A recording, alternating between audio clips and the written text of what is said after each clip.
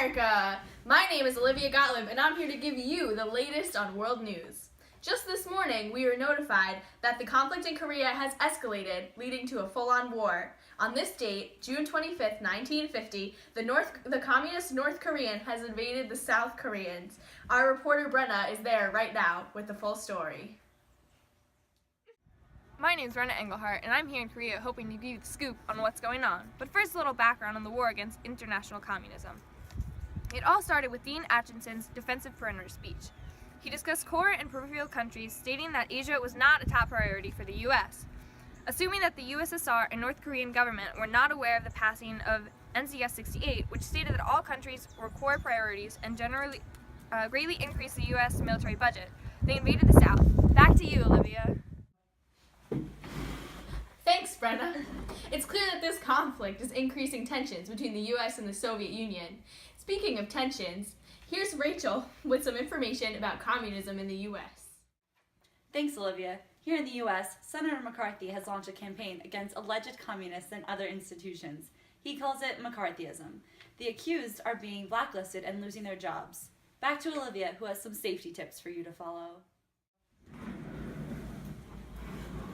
Thanks, Rachel. With the constant threat of nuclear war since the USSR tested their first nuclear weapon in 1949, it is important for us to do all we can to stay safe.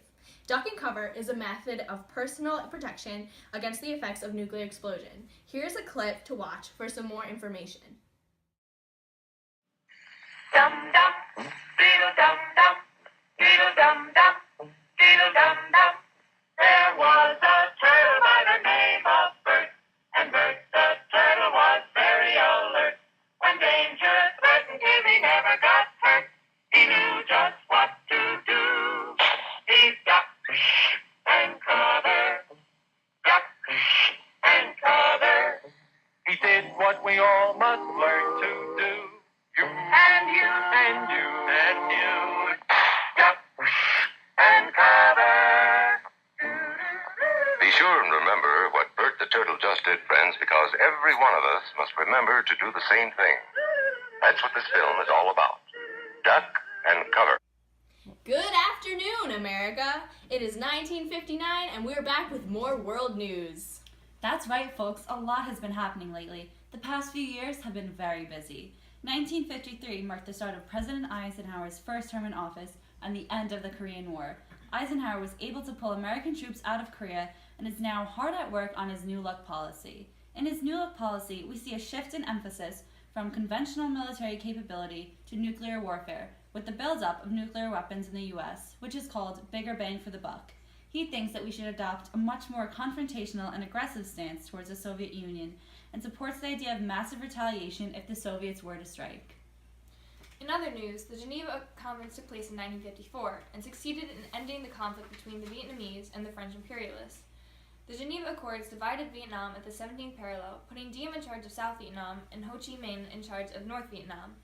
While the U.S. did take part in the conference, we refused to sign the Geneva Accords and instead became a member of SEATO, or Southeast Asia Treaty Organization. This was put together in order to prevent the spread of communism in Southeast Asia, including Vietnam, and stated that the U.S. would protect nations threatened by communism in this region of the world.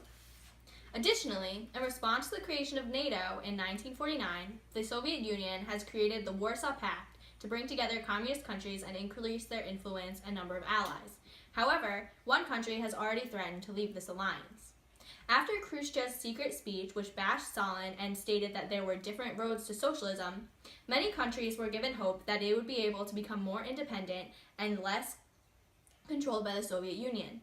In Hungary, they threatened to leave the Warsaw Pact if Khrushchev did not give them more independence. Because of this, there were violent revolts in the streets. In response, Khrushchev sent military forces to calm the revolution and executed the leader of Hungary. Now, here's Jisoo in Egypt. Thanks, Olivia. The Suez Crisis was also going on at this time, which is why the Hungarian revolt was ignored by many for the most part. Because of this crisis, the U.S. was unable to provide any help or support to those revolting in Hungary. The crisis began when Nasser, the Egyptian president, nationalized the Suez Canal. Israel soon reacted by sending troops into Egypt in hopes of reclaiming the canal. They were soon joined by the French and the British, and it became apparent that the attack from the three nations had been planned out beforehand. Due to the political pressure placed on these three nations from the U.S., their forces were eventually withdrawn, but not without some damage being done to the relationship between the U.S. and these three nations. Back to you, Rachel. Thanks, Jisoo. Up next, we'll be discussing the Agrarian Reform Law. The Agrarian Reform Laws of Cuba sought to break up large land holdings and redistribute land to those peasants who worked it, to cooperatives, and the state. Laws relating to land reform were implemented in a series of laws passed after the Cuban Revolution. Che Guevara was named head of the INRA as Minister of Industries and oversaw the land reform policies. This has been Olivia, Brenna, Rachel, with Jisoo with the World News. Have a great day, America, and tune in next week to receive the latest in world news.